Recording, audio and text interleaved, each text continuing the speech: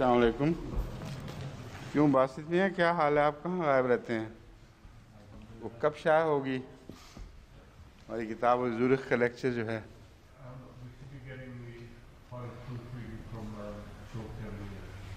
Yes. This is going to the final proofreading, hopefully. Acha. When you give it over to Wahid, then who will recheck it after Wahid has done what he does to it? I shall. Oh, that's all right then. And Rabbi Saab will have to check. Right. Because Wahid has some tricks up his sleeves. Right?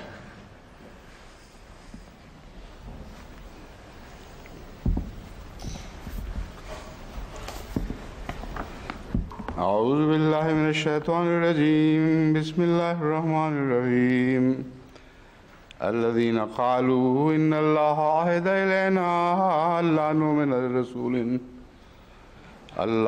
نؤمن لرسول حتى يأتينا بقربان تأكله النار قل قد جاءكم رسل من قبلي بالبينات وبالذي قلتم film قتلتموهم إن كنتم صادقين فإن كذبوك فقد كذب رسل من قبلك جاءوا بالبينات والزبر والكتاب المنير.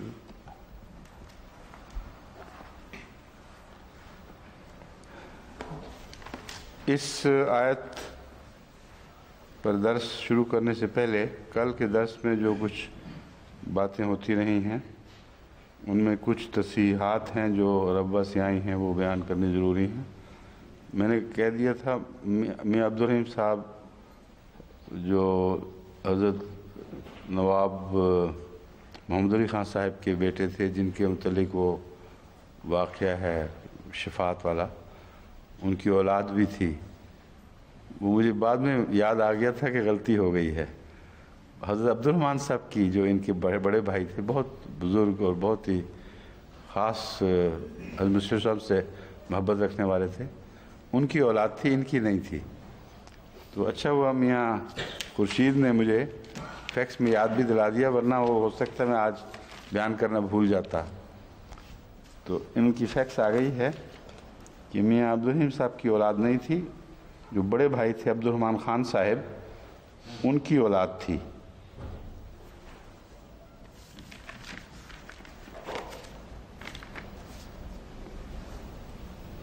اور دوسری بات ہے سید احمد شہید صاحب سے متعلق میں نے جو بیان کیا تھا کہ مجھے یاد ہے کہ میں نے کسی مطالعہ کے دوران یہ پڑھا تھا کہ ان کا قتل مشکوک ہے، اور ایسی روایات ملتی ہیں جن سے پتہ چلتا ہے کہ سید احمد شہید صاحب جو شہید کہلاتے ہیں، وہ شہید نہیں، شہید کا مرتبہ تو ہوگا لیکن قتل نہیں ہوئے. اس ضمن میں حافظ مظفر احمد صاحب نے مجھے ایک حوالہ بھجوایا ہے، ایک مشہور کتاب، مستند کتاب جو غلام رسول صاحب مہر کی لکھی ہوئی ہے شہید احمد صاحب شہید پر. وہ حوالہ ایسا ہے جو دلچسپ ہے اور پڑھنے کے لائق، اور اسی بات کی تائید کرتا ہے جو میں نے بیان کی تھی. سید احمد شہید کے مستند سوانح مرتبہ غلام رسول مہر میں ان کی شہادت میں اختلاف بلکہ ان کی غیبوبت کے عقیدہ کا ذکر موجود ہے، جو ان کے بعض عقیدت مند اب بھی ان کو زندہ جانتے ہیں. مصنف کے مطابق سید صاحب کے حملہ آور ہو کر ہجوم میں گھسنے اور زخمی ہونے پر تو روایات متفق ہیں کہ وہ حملہ کر کے ہجوم میں گھس گئے تھے، مگر شہادت کے بارے میں کوئی روایت نہیں ملی، بلکہ بعض ایسی روایات ہیں کہ آپ میدان جنگ سے غائب ہو گئے اور مشہور ہو گیا کہ گجر آپ کو اٹھا کر لے گئے ہیں. وہ اس علاقے میں گجر تھے، تو وہ یا وہ زخمی حالت میں اٹھا کے لے گئے ہیں، یا اس حملے کے دوران جو ہمہ بپا ہوا ہے اس میں کچھ ان کے ساتھی ان کو لے کر الگ ہو گئے. یہ روایت بیان کی جاتی ہے. سرحد کے بعض اکابر نے واقعہ بالا کوٹ کے بعد سید صاحب کو زندہ دیکھنے کی روایات بھی کی ہیں.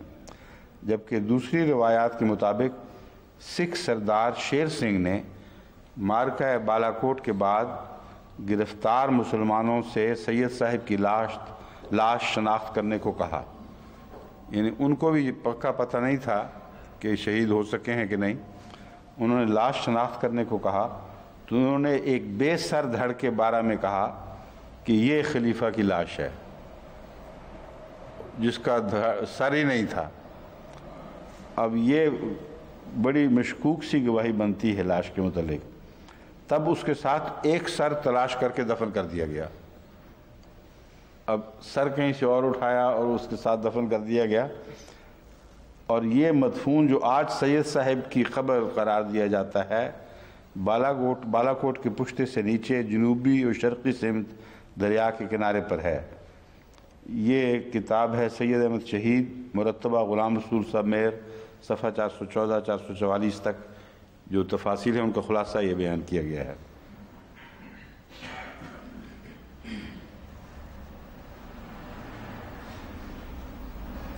ابن عربی کے متعلق ایک غلطی ہو گئی تھی. وہ بھی ویسی تھی جو میں نے کئی دفعہ بیان کیا ہے کہ ذہن میں کوئی اور شخص ہوتا ہے تو نام کسی اور کا ہو رہا ہوتا ہے. ابن عربی کی بحث تھی اور میرے ذہن میں حضرت شاہ ولی اللہ محدث دہلوی کی 5 آیات والا واقعہ تھا.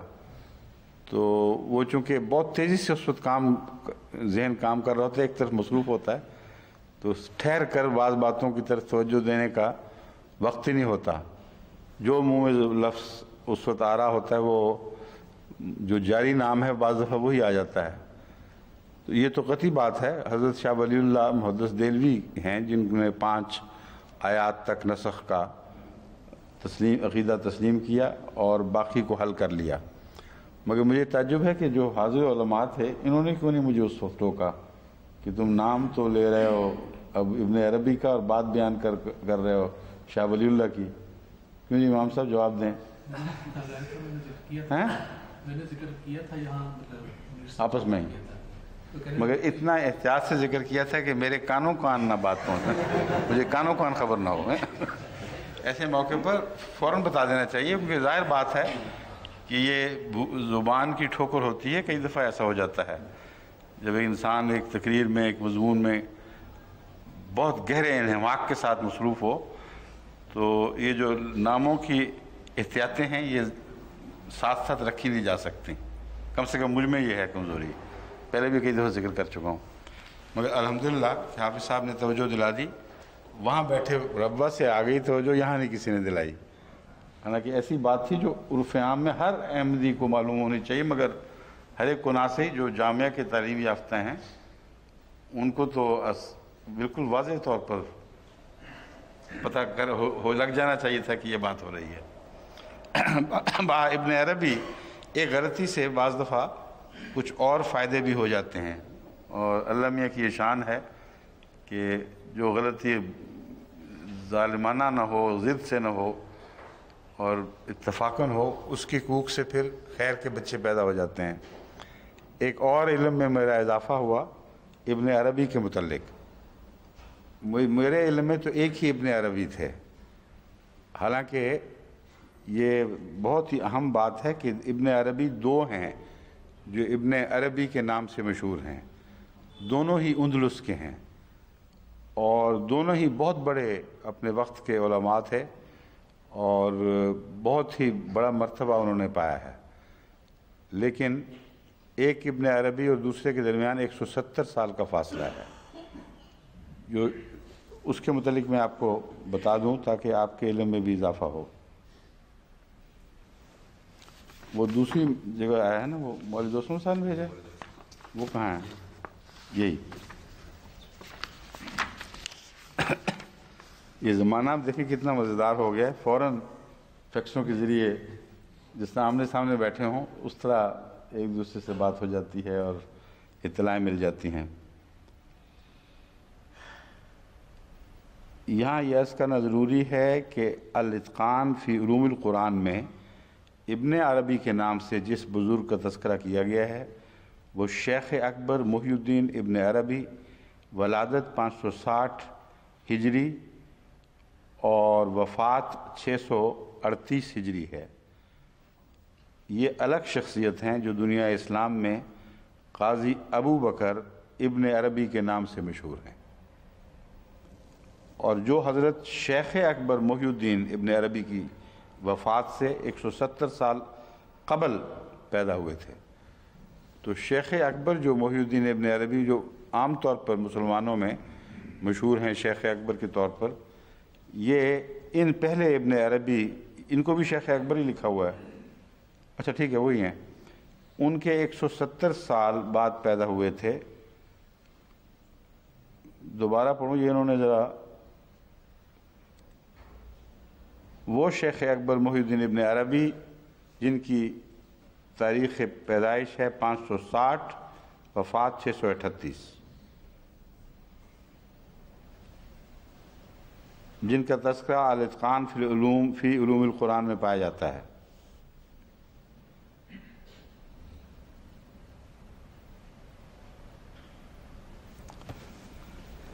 کہتے ہیں وہ جن کا الاتقان میں ذکر ملتا ہے وہ الگ شخصیت ہیں۔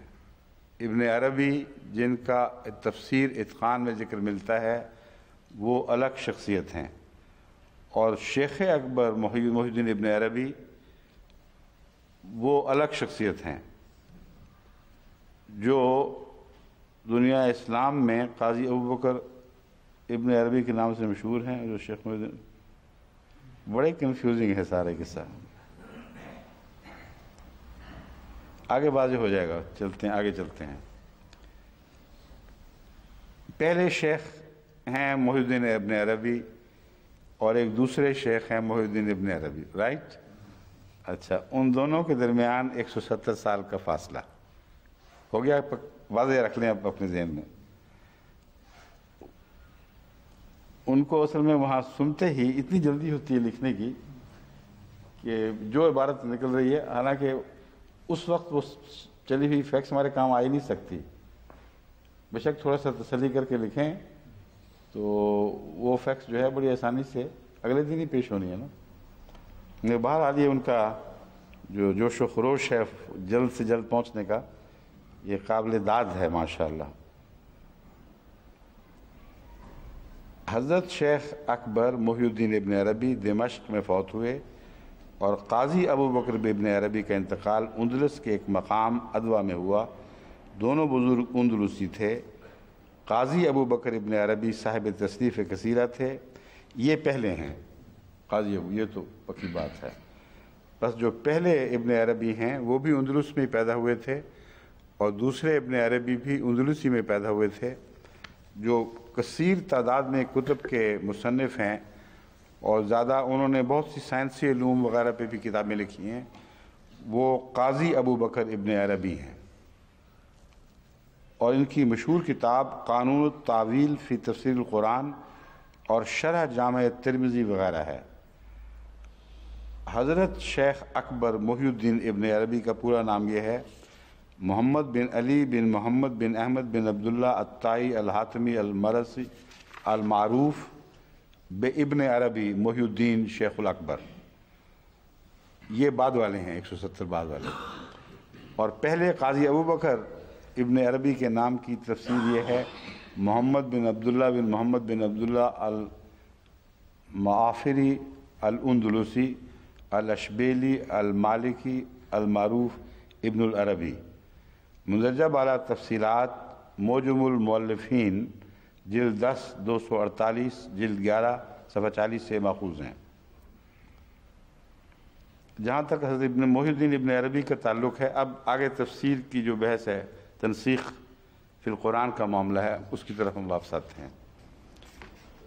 5 والی بات تو بہرحال حضرت شاہ ولی اللہ محدث دہلوی کی ہے، وہ آخری ہیں حضرت مسیح علیہ السلام سے پہلے، جنہوں نے تمام دوسرے اختلافات کو خدا تعالیٰ کے فضل سے حل سمجھ کر آخری فیصلہ یہ دیا کہ باقی سب باتیں فرضی ہیں، صرف 5 ایسی جگہیں ہیں جہاں نسخ کا عقیدہ ماننا پڑتا ہے۔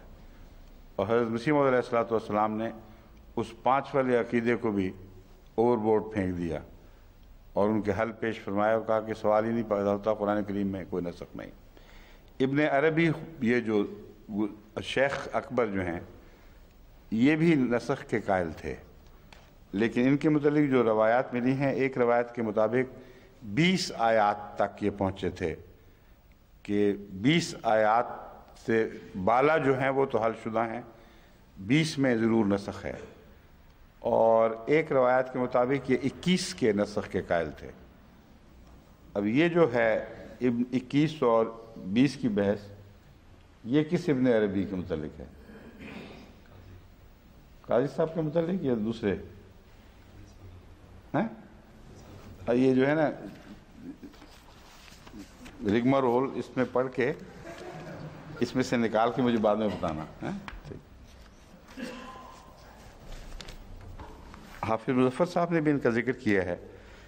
حافظ مظفر صاحب لکھتے ہیں ابن عربی کے عقیدہ نص، اب انہوں نے ابن عربی کی تفصیل نہیں بتائی کہ یہ کون سے ابن عربی ہیں۔ مولوی دوستوں صاحب نے جو ایک مستند کتاب ہے اس مضمون پہ، اس کو دیکھ کر تو 2 ابن عربی ہمارے سامنے رکھ دیے ہیں، لیکن ایک ابن عربی دونوں میں سے جو بھی ہیں ان کے متعلق یہ ہے کہ سیوطی نے ابن عربی کے موافق مذکورہ بالا 21 آیات کو منسوخ قرار دے کر کہا ہے کہ ان کے علاوہ کوئی آیت منسوخ نہیں۔ حضرت شاہ ولی اللہ محدث دہلوی خود یہ لکھ رہے ہیں، اصل میں اس کتاب سے حوالہ دیا ہے، اس میں دونوں باتوں کا پتہ چل جاتا ہے۔ وہ کہتے ہیں کہ سیوطی نے ابن عربی کے موافق مذکورہ بالا 21 آیات کو منسوخ قرار دے کر کہا ہے کہ ان کے علاوہ کوئی آیت منسوخ نہیں، مگر میرے نزدیک نسخ صرف 5 آیات میں ہے۔ الفوز الکبیر عربی، مطبع کون سے؟ علیمی، لاہور۔ یہ فوز الکبیر ان کی حضرت شاہ ولی اللہ صاحب محدث دہلوی کی کتاب ہے، یہ تو ٹھیک ہے، تو ان کا حوالہ مل گیا جس میں دونوں ثبوت مل گئے، مگر وہاں ابن عربی کی تفصیل نہیں، وہ آپ نکال لیں ان میں سے کون سے ہوں گے وہ، یہ لے لیں۔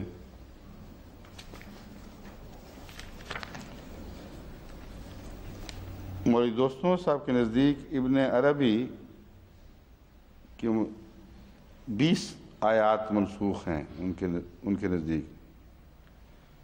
اصل میں انہوں نے بھی حوالہ ہی دیا ہے فوز الکبیر ہی کا، جو 21 اور 20 کا جو اختلاف ہے وہ فوز الکبیر ہی میں پایا جاتا ہے۔ انہوں نے جو حوالہ دیا ہے اس کی روح سے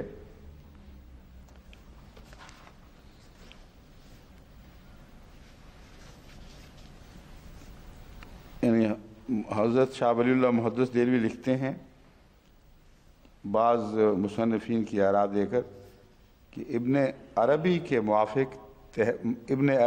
موافق تحریر کر کے قریباً 20 منسوخ آیتیں گنوائی ہیں، دوسری جگہ 21 لکھا ہوا ہے، قریباً سے تو وہ مسئلہ حل ہو جاتا ہے، 20 سے 21 کے درمیان ہے امکان، لیکن فقیر کو ان 20 میں بھی اکثر کی نسبت کلام ہے، باوجودی کہ ان میں بھی بعض کی نسبت اختلاف ہے، اور ان کے علاوہ اور کسی آیت کے لیے دعویٰ نسخ صحیح نہیں، اور آیت استیزان اور آیت قسمت اور آیت احکام میں عدم نسخ صحیح ہے۔ اب صرف 19 آیتیں منسوخ رہ گئیں۔ میں کہتا ہوں ہماری تحریر کے موافق 5 ہی آیتوں میں نسخ ثابت ہو سکتا ہے۔ 5 والی بات پہ پورا اتفاق ہے۔ اب ایک اور بریگیڈیئر صاحب کی فیکس ملی ہے، عبد الوہاب صاحب کی، وہ جو ایک مشکل سا لفظ تھا میٹیورائٹسسٹ، میں نے کہا تھا ڈکشنری میں ہمیں کہیں نہیں ملا، لیکن ہو سکتا ہے اصطلاح ہو کوئی، تو انہوں نے کہا یہ درست بات ہے، یہ اصطلاح ہی ہے جو سیگن اور اس کے ساتھی جو اس فن کے ماہر ہیں ان کی اصطلاح ہے۔ عرف عام میں میٹیورائٹ اور میٹیور کا فرق نہیں سمجھا جاتا، یہ 2 الگ الگ چیزیں ہیں، اور اس علم کے ماہر ہیں وہ ان میں سے ایک مضمون سے تعلق رکھتے ہیں۔ اب انہوں نے تفصیل جو بھیجی ہے وہ بالکل درست اسی طرح ہی ہے۔ میٹیور وہ ان باڈیز کو کہتے ہیں فضا میں جو ہر وقت پھر رہی ہیں، بے شمار ہیں جو ستاروں کے ٹکڑے مختلف سائز کے چھوٹے بڑے بہت بڑے بڑے ہجوم بھی ہیں ان کے، وہ سارے میٹیورائٹس کہلاتے ہیں۔ اور جب وہ زمین میں ان میں سے کوئی داخل ہو اور سٹرائک کرے یا رستے میں جل جائے تو اس میٹیور کو میٹیورائٹ کہا جاتا ہے، یعنی زمین میں داخل ہونے والا۔ اور وہ جو ماہرین ہیں اس فن کے، سیگن جیسا کارل سیگن ہے جس طرح، وہ میٹیورائٹس کے ماہر نہیں ہیں، میٹیورز کے ماہر ہیں۔ ان تمام کائنات میں میٹیورز کے مضمون کی سٹڈی کرنے والے اور ان کے حالات، ان کا آغاز، ان کا بیہیویئر، کیسے وہ پھر رہے ہیں، کیا کیا ہو رہا ہے، کون سی طاقتیں ان پر کام کر رہی ہیں، اس سب مضمون کو میٹیور سے تعلق ہے، میٹیورائٹ سے نہیں۔ میٹیورائٹ اس کا ایک چھوٹا سا حصہ ہے۔ اور میٹیورٹکس یہ ہے سائنس آف اسٹڈی آف میٹیورس۔ تو چونکہ یہ لفظ ہے میٹیورٹکس، میٹیورولوجی نہیں ہے۔ میٹیورولوجی تو موسموں وغیرہ اور اس قسم کے جو اسٹڈی آف ویدر، یہاں ٹھیک ہے، میٹیورولوجی اس کو کہتے ہیں۔ تو میٹیورولوجسٹ جو ہے اس کو میٹیور سے کنفیوز نہیں کرنا چاہیے۔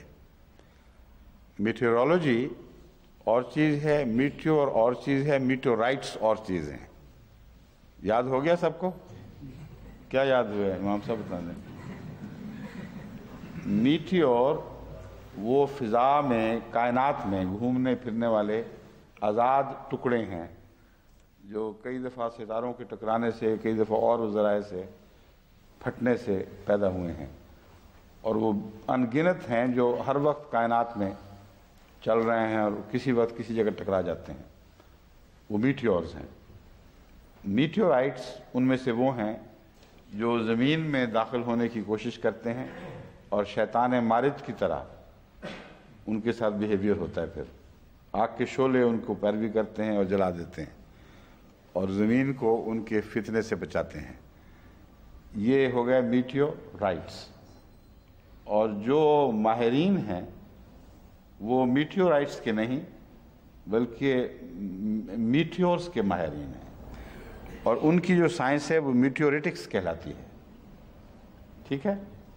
یہ انہوں نے چیمبرز ڈکشنری سے، جو بڑی ڈکشنری ہے چیمبر کی، اس سے نکال کے مجھے بھجوایا ہے۔ اور میٹیورولوجی کا میٹیور سے تعلق نہیں، یہ موسموں کی سائنس کا نام ہے، موسم کیسے عادتیں بدلتے ہیں۔ اور یہ جو میٹیورٹکس ہے اسی سے وہ فتنہ لفظ نکلا ہے، میٹیورٹسسٹ۔ اور کہتے ہیں یہ اصطلاح ہے ان کی، جو کارل سیگن وغیرہ کو، ان کے جو گروپ ہے ان کو پسند ہے، وہ یہی لفظ استعمال کرتے ہیں اپنے لیے۔ ہو گیا سارا مسئلہ؟ ایک رہ گیا باقی سے۔ ایک اور بھی فیکس آئی ہوئی ہے، وہ تو صرف ایک ایمان میں اضافے کے لیے، اصل جو تار آئی تھی کسولی سے، یہ اس کا فوٹو اسٹیٹ میاں خورشید احمد صاحب نے بھجوایا ہے۔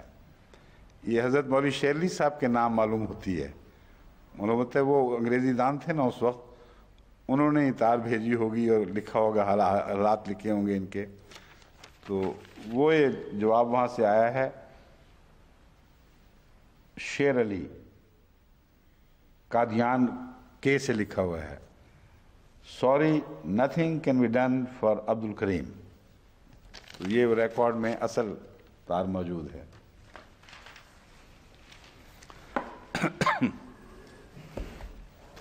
اور تو نہیں کہ رہ گیا پچھلا سرزا؟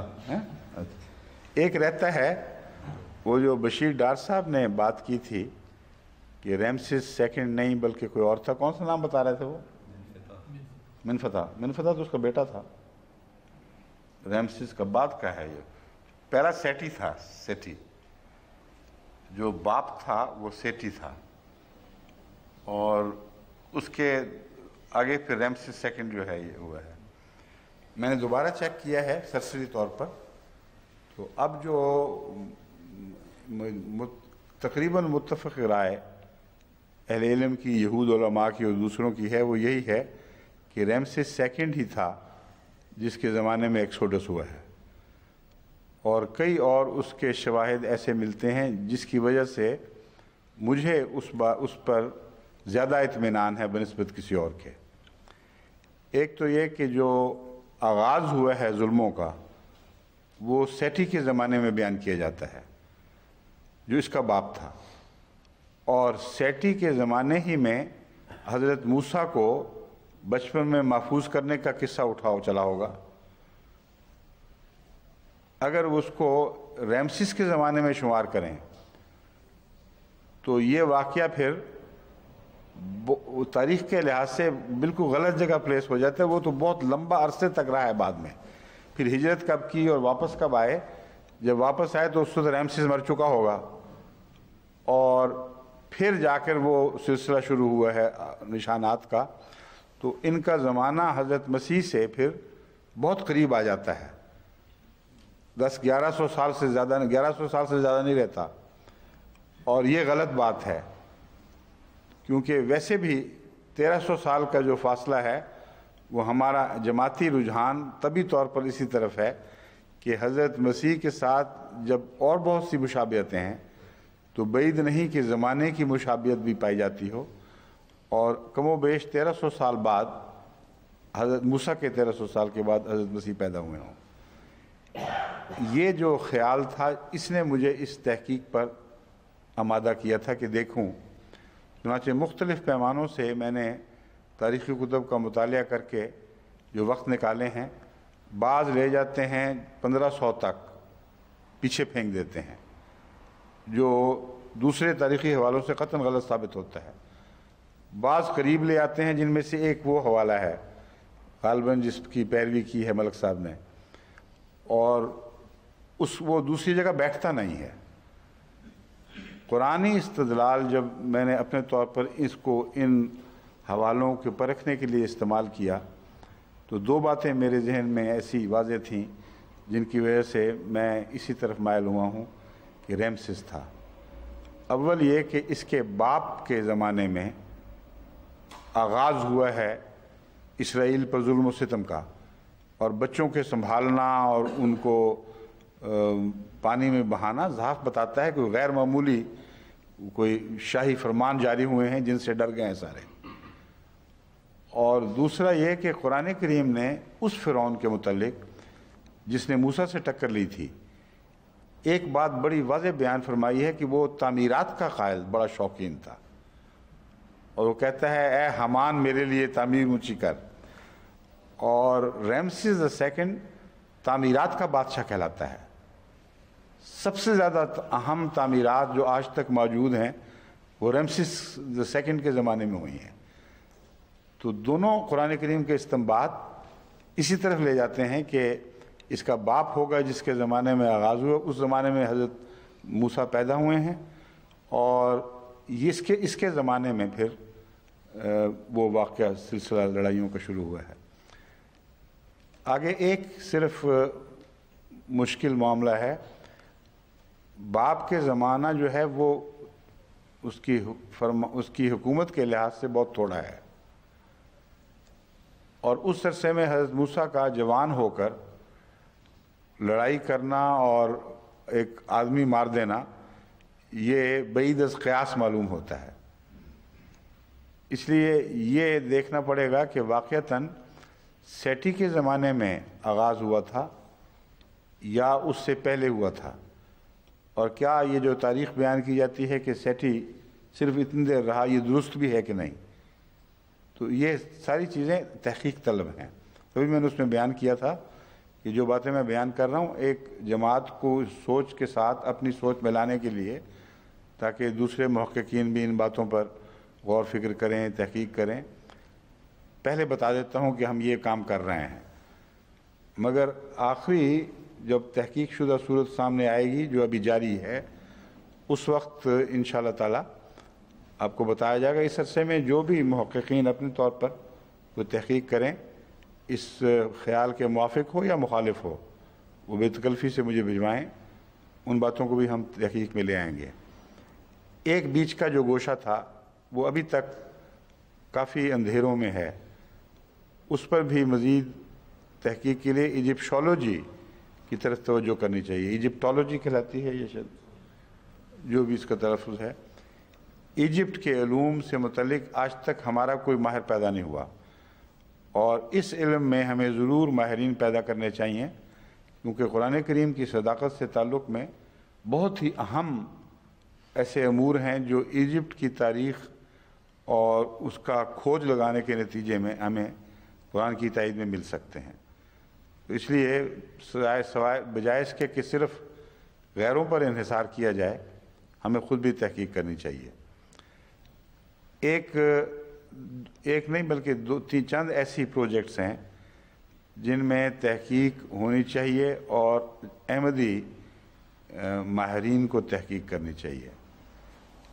ایک پروجیکٹ ہے وہ قدیم زمانے کی تاریخ جس کے حوالے قرآن کریم میں ملتے ہیں، جس کو ایک اٹیلین آتھر کے حوالے سے میں نے بتایا تھا کہ قرآن کی تائید میں بہت سے ایسے ثبوت ملے ہیں کہ وہ قومیں جن کے وجود کے ہی منکر تھے ہمارے محققین، وہ اب کھدائی میں ان قوموں کا ذکر مل گیا ہے کہ وہ موجود تھیں، اور اس زمانے میں عاد ارم وغیرہ کے جو قصے ہیں نا، اس سلسلے میں یہ بات ہو رہی ہے۔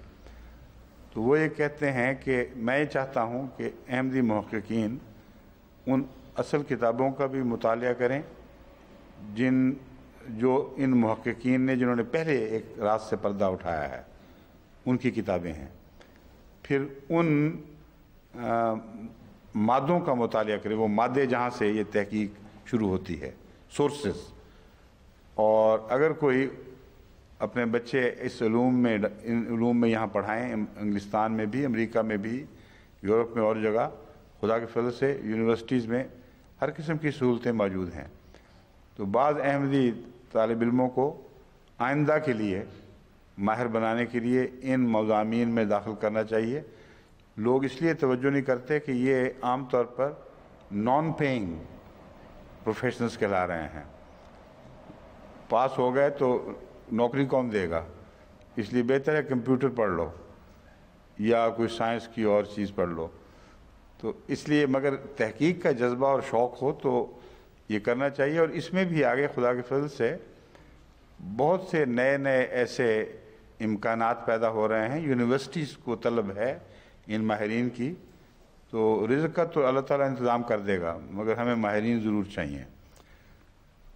ایک مضمون ہے جو تحقیق طلب اسی سلسلے میں، وہ ہے پرانے ایجپٹ کی سلیں سلیب میں ان کی جو سلیبز ہیں، سلیب یعنی سلیبز، ان کا مطالعہ، اور اس کے لیے ایجپٹ کی پرانی زبان کیا کہتے ہیں، گریفل، اس میں مجھے نام یاد تھا لیکن ہائروگلف،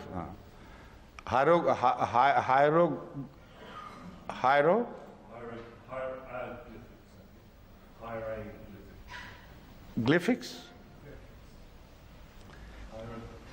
something like that, I agree, but not exactly as I hear it.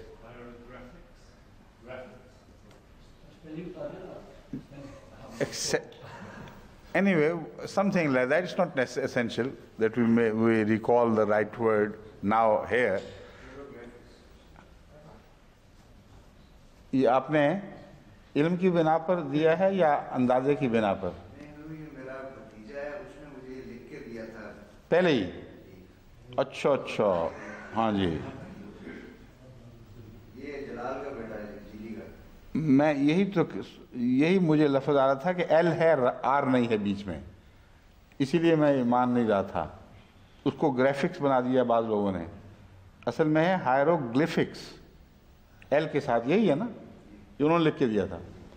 ہاں تو یہ بھی غالباً درست ہی ہے، یہی مجھے بھی یاد تھا، ہائروگلفکس ہے۔ یہ وہ زبان ہے ان کی تصویری زبان جس کو اب انہوں نے بریک کر لیا ہے اس کی کوڈ کو، اور واضح طور پر ایک پورا تحقیق شدہ مضمون ہمارے پاس ہے، لیکن اس میں بھی اختلافات ہیں، اور بعض لفظوں کے پڑھنے سے متعلق محققین متفق نہیں ہیں، اور وہاں بعض دفعہ چلاکیوں کے موقع مل جاتے ہیں ان محققین کو۔ اپنے مرضی کا کوئی ترجمہ کرنا ہو تو وہ جو سائے والے حصے ہیں ان میں وہ کھینچ کے لے جاتے ہیں۔ اس کے کثرت سے شواہد ہمیں ملے ہیں بائبل ریسرچ کے دوران کہ بہت سے ایسے مواقع ہیں جہاں یہ عیسائیوں نے اپنے عقیدے کی خاطر ایک مضمون کو کے امکان کو بالکل نظر انداز کر دیا، دوسرے کو خود بخود اخذ کر لیا۔ تو اس لیے ہمیں ماہرین چاہیے اس مضمون پر بھی، ہیبرو کی اور گریک کی اوریجنل اسٹڈی کے اوپر، وہ اس میں بھی تحقیق کریں۔ اور ضمناً مجھے یاد آ گیا، ایک ہماری تحقیق چل رہی ہے ایران میں، ایران سے تعلق میں، وہاں جو کون سا تھا صوبہ جس میں وہ امنگ دی درویشز، ہرات ہی ہے نا، ہرات ناردرن صوبہ جو ہے اس کے ساتھ ملتا ہے ایران کے ساتھ۔ ہرات میں ایک ریسرچ کی ضرورت ہے، وہ امریکہ سے ہمیں اللہ تعالیٰ کے فضل سے ایک احمدی مخلص ایسا مل گیا ہے جس نے اپنے آپ کو پیش کیا ہے۔ اسی طرح ہمارے روس کے 9 احمدیوں میں سے ایک دوست نے اپنا نام پیش کیا ہے کہ میں بھی اس تحقیق میں شامل ہونا چاہتا ہوں، تو وہ ہم اس کو انشاءاللہ منظم کریں گے۔ ایک جو تحقیق ہے وہ ٹرکی سے تعلق رکھتی ہے، جس کا کل میں نے ذکر کیا تھا۔ حضرت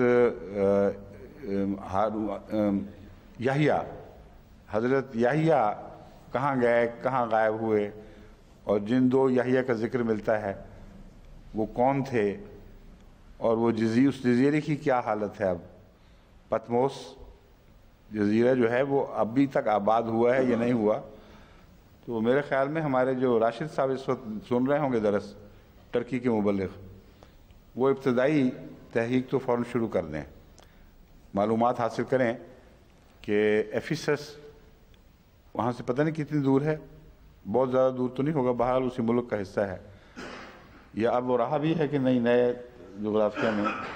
جو تاریخ تو بدلتی رہتی ہے، اس کے ساتھ جغرافیہ بھی تو ظاہر میں تو نہیں بدلتے، لیکن تاریخی جغرافیہ بدلتا ہے۔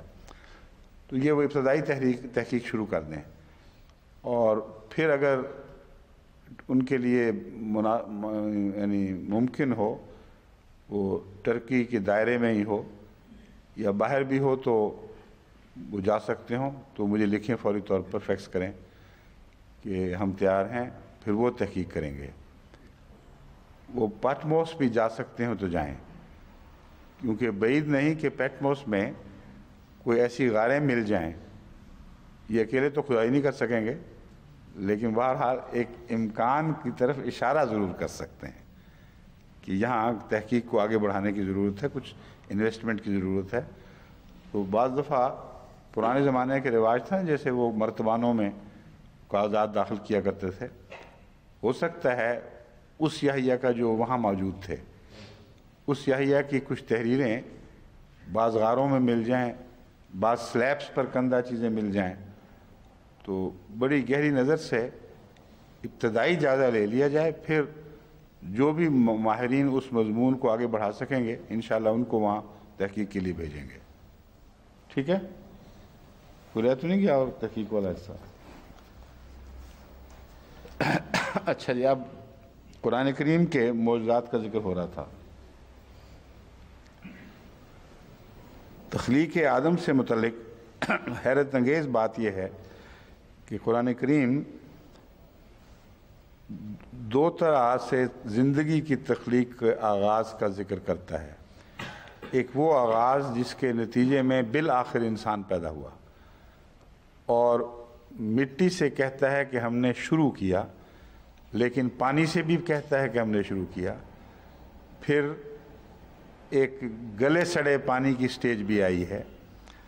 تو تمام وہ امور جو تخلیق آدم سے تعلق رکھتے ہیں، ان میں انبتکم نباتا بھی آتا ہے، تمہیں نباتات کی طرح اگایا ہم نے، اور مخاطب انسان ہے۔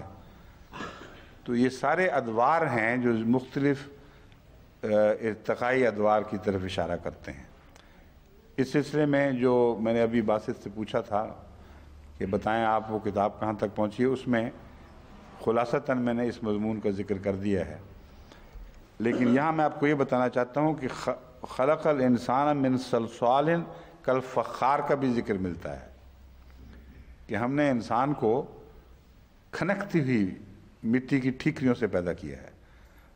अब वो जो नज़रिया था वो तो ओवरबोर्ड गया कि गीली मिट्टी से गूंदा और एक पुतला बनाया, क्योंकि ठीकरियों से तो नहीं इस तरह पुतले बनाए जाते। तो कतई तौर पर साबित हो गया कि कुरान करीम बाज़ स्टेजेस का जिक्र करता है जिनमें से ज़िंदगी गुजरी है। और इस सिलसिले में जो मैंने तहकीक की थी, पहले भी जिक्र कर चुका हूँ गालबन, उस किताब में भी इसका जिक्र आएगा। वो ये है कि जब ordinary inorganic chemicals organic chemicals में तब्दील हुई हैं आगाज़ में, तो ये सबसे बड़ा मसला था साइंसदानों के लिए कि बग़ैर ज़िंदगी के वो मादा कैसे तैयार हो गया जो ज़िंदगी की पैदावार है। आमत व नास तो ऑर्गेनिक इनऑर्गेनिक के माने नहीं समझ सकेंगे। उनको आसान करने के लिए मैं बताता हूँ कि केमिकल्स, कीमिया, ज़िंदगी को अगर यहाँ ज़मीन से निकाल दें कुल्लियतन, तो तमाम की तमाम कीमिया जिस शक्ल में पाई जाती हैं उनको इनऑर्गेनिक केमिकल्स कहते हैं। और उनमें कार्बोहाइड्रेट्स ने क्या को 3 एलिमेंट्स कौन से हैं बासित साहब? कार्बन, हाइड्रोजन और ऑक्सीजन का कम्बिनेशन, हाइड्रोक्सी ग्रुप होता है शायद एक, और एक कार्बोहाइड्रोक्सी ग्रुप है। ये जो कार्बन, हाइड्रोजन और ऑक्सीजन के कम्बिनेशंस हैं, ये वो इन ऑर्गेनिक केमिकल्स बनाते हैं। लेकिन आम लोगों के लिए समझने के लिए इतना काफ़ी है कि ज़िंदगी के वजूद से पहले जितनी भी कीमियाई शक्लें थीं वो इनऑर्गेनिक कीमिया की थीं। उनको ऑर्गेनिक कीमिया में, यानी वो कीमियाई शक्लें जो ज़िंदगी बनाने के लिए लाजिमा हैं, उन कीमिया की वजूद के बग़ैर ज़िंदगी बन ही नहीं सकती। खा इब्तदाई ज़िंदगी भी हो, उसके लिए भी ऑर्गेनिक केमिकल्स की ज़रूरत है। वो पैदा ही ज़िंदगी से होती हैं। ज़िंदगी हो तो वो पैदा हों, और वो हों तो ज़िंदगी पैदा हो। इसलिए मुर्गी अंडे की कहानी तो बाद में बनी है कि कौन पहले था। ये बहुत कदीम तरीन जो मुहिम्मा इंसान के लिए है वो यही है कि ऑर्गेनिक केमिस्ट्री पहले थी, केमिकल्स पहले थी, या ज़िंदगी पहले थी। अगर ज़िंदगी पहले थी तो वो जिस मटेरियल से बनी थी वो था ही नहीं, और अगर ज़िंदगी बाद में हुई है तो ज़िंदगी ही तो वो मटेरियल पैदा करती है जिससे ज़िंदगी बनती है। ये कदीम तरीन मुहिम्मा है जिसके हल तलाश करते हुए साइंसदानों ने जब कदम आगे बढ़ाया तो बाज़ इम्कानी ऐसी ज़मीन के माहौल से मुतल्लिक, ऑक्सीजन नहीं थी, फलां नहीं था एक ज़माने में, और बहुत सी तब्दीलियां हैं जो पहले थीं, जो अब रूनुमा हुई हैं, पहले नहीं थीं। उस माहौल का तसव्वुर बांध के इन्होंने जो तजर्बे किए लेबॉरेटरीज़ में, यानी फ़र्ज़ी तौर पर वो माहौल बनाया और बिजली के शोले उस पर डाले, तो उसके नतीजे में केमिकल्स कुछ ऐसी बनी जो इनऑर्गेनिक से ज़िंदगी की मदद के बग़ैर, इनके दावे के मुताबिक, वो ऑर्गेनिक केमिकल्स पैदा हो गई जिन पर ज़िंदगी की बिना है, मगर वो बहुत ही इब्तदाई थी। जब बाद दूसरे साइंसदानों ने उन पर मज़ीद गौर किया तो उनको ये मुश्किल दरपेश हुई कि ये जो केमिकल्स बनी हैं आसमानी बिजलियों और दूसरे मुहर्रिकात के नतीजे में, इसके नतीजे में जो केमिकल हमें साइंटिस्ट बताते हैं कि ये बनी होगी, बन सकती है, वो रिवर्सिबल चीज़ है। वो पानी के अंदर वापस अपनी असल शक्ल की तरफ लौट जाती है, आगे तरक्की कर ही नहीं सकती। जब एक कदम आगे उठाएगी तो पानी की मौजूदगी में वो फिर वापस दूसरे रिएक्शन में तब्दील हो जाएगी कि जहाँ से आई थी वहीं वापस। तो एक चक्कर है जो चलता रहेगा, और उस चक्कर को तोड़कर जब तक आगे इंतहाई कॉम्प्लेक्स केमिकल्स ना बने, ज़िंदगी के आगाज़ का तसव्वुर ही नहीं हो सकता। اس تحقیق کے دوران بعض سائنٹسٹ نے بعض ایکسپلوررز کی تحقیقات سے بھی فائدہ اٹھایا، اور غالباً آسٹریلیا کے ایک حصے میں وہ پہلی دفعہ اس معاملے میں ایک بریک تھرو ہوا۔ وہ یہ تھا کہ زندگی کی یہ کیمیا اگر پانی میں بن چکی ہو اور چکر میں چلی ہو، آگے نہ بڑھتی ہو، اگر کسی وقت سمندر میں طغیانی آئے اور اس کو وہ اچھال کر اوپر چٹانوں پر پھینک دے پانی کو جس میں یہ موجود ہوں، اور وہ چٹانیں ایسی ہوں جس میں سلیکون بکثرت پایا جاتا ہو، تو سلیکون میں جب یہ کیچڑ ملے گا جس میں یہ پانی موجود، یہ زندگی کی کیمیا موجود ہے، تو وہ دھوپ کے اثر سے وہ خشک ہو جائے گا، کیونکہ ایسے بڑے بڑے طوفان روز بروز تو نہیں آتے۔ وہ ایسی جگہ کا تصور کرتے ہیں جہاں کہیں بہت ہی بڑا طوفان اس پانی کو پھینکے اور پھر اس کے بعد صدیوں شاید ہزاروں سال تک بھی نہ وہاں پہنچے، یا پہنچے تو اتنی جلدی نہ پہنچے کہ کیمیاوی عمل یہ کہنا چاہیے یہ مکمل نہ ہو چکا ہو۔ وہ کہتے ہیں اس خشک مادے میں جب دھوپ اس کو بیک کر دے گی تو پپڑیاں بن جائیں گی اس کی، سلیکونز کی، اور ان سلیکونز کی پپڑیوں پر شدید دھوپ میں وہ جو کیمیا تھی وہ اس کی سطح پر تبدیلیاں پیدا کرے گی اپنے اندر، اور پھر وہ کیمیا بن سکتی ہے، آرگینک کیمیا، جس کو پانی واپس اصل کی طرف نہیں دھکیلتا بلکہ آگے بڑھاتا چلا جاتا ہے، پھر اس کا لامتناہی ترقی کا سفر شروع ہوتا ہے۔ تو کہتے ہیں کہ یہ سٹیج لازم ہے ترقی کے دوران کہ خشک پپڑیاں سخت کھنکنے والی ٹھیکریوں کی طرح ان میں سے زندگی گزرے، وہ جب پانی واپس اس کو کلیم کر لے تو اس میں سے پھر آگے ترقی شروع ہو۔ یہ جو حصہ ہے یہ وہ اب بتائیں 1400 سال پہلے ایک کتاب قرآن ہے جو ٹھیکریوں کا ذکر کرتا ہے، کوئی دنیا کی کتاب اشارتاً بھی یہ بات بیان نہیں کرتی، اور اس صدی کے تازہ ترین سائنسدانوں کے سوا اس سے پہلے صدی کے سائنسدانوں کا وہم و گمان بھی اس طرف نہیں گیا تھا کہ یہ کیا ہوا۔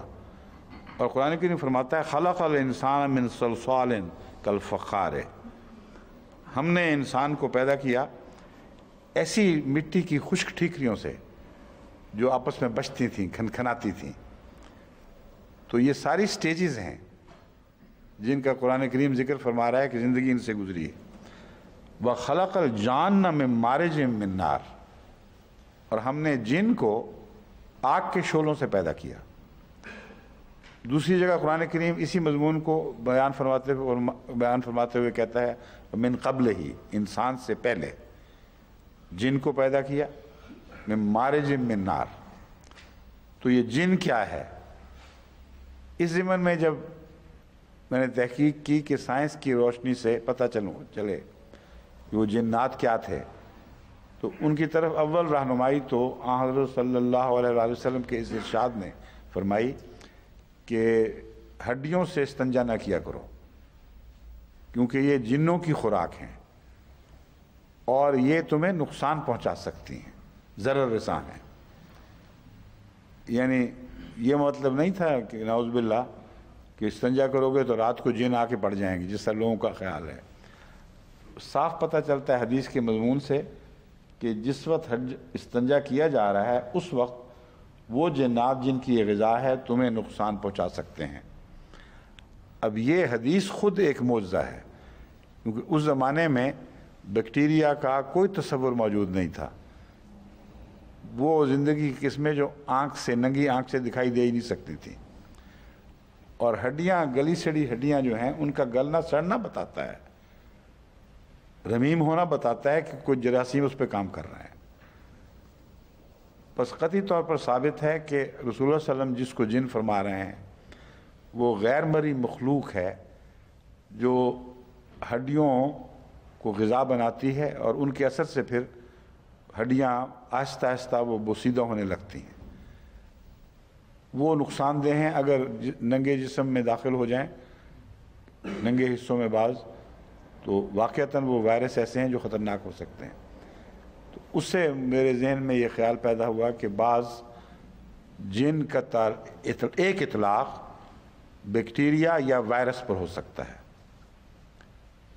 اور یہ دونوں امکان تحقیقات کے لحاظ سے درست ثابت ہوئے ہیں۔